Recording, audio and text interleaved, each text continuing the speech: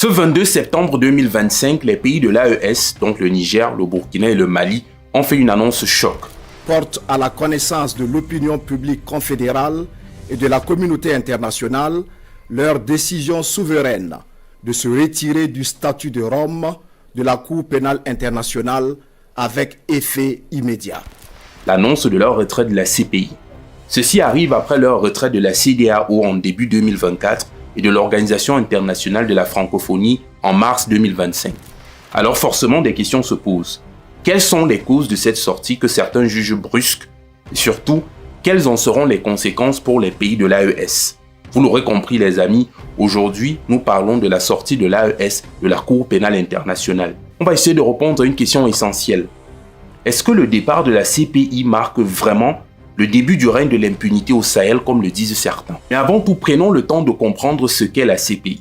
C'est important. La Cour pénale internationale est un tribunal pénal créé par le statut de Rome, adopté en 1998 et entré en vigueur en 2002. Son rôle est de juger les crimes les plus graves, à savoir les génocides, les crimes contre l'humanité, les crimes de guerre et dans une certaine mesure, les crimes d'agression. La Cour repose sur deux principes essentiels. Le principe de complémentarité, savoir que la Cour n'intervient que si les tribunaux nationaux sont incapables ou refusent de juger une affaire, mais surtout, l'adhésion à la CPI est volontaire. Volontaire. Souvenez-vous bien de ce mot parce qu'il va tout expliquer, du moins une partie de ce qu'on va voir par la suite. Mais bon, voilà, il y a un problème. De nombreux États, et parmi les plus importants, et parmi ceux qui sont le plus susceptibles de commettre des actes répréhensibles, ces pays se tiennent à l'écart du statut de la Cour pénale internationale. Le problème, c'est que la plupart des grandes puissances, à savoir les États-Unis, la Chine, la Russie, n'ont jamais adhéré pleinement à la CPI et ne sont donc pas soumis à sa juridiction.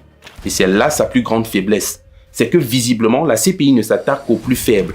Depuis la création de la CPI, 9 États africains ont vu des enquêtes s'ouvrir concernant des faits commis sur leur territoire. L'Ouganda, la République démocratique du Congo, le Soudan, la République centrafricaine, le Kenya, la Libye, la Côte d'Ivoire, le Mali, le Burundi, mais seulement 3 États non africains, la Géorgie, Myanmar et l'Afghanistan. Bien sûr, aucune des grandes puissances n'a été mise en cause. Et semble dans les faits être devenu un outil de domination politique. Pire encore, les grandes puissances qui refusent de se soumettre à la CPI peuvent tout de même, en vertu des textes, saisir la CPI pour juger des dirigeants africains ou autres.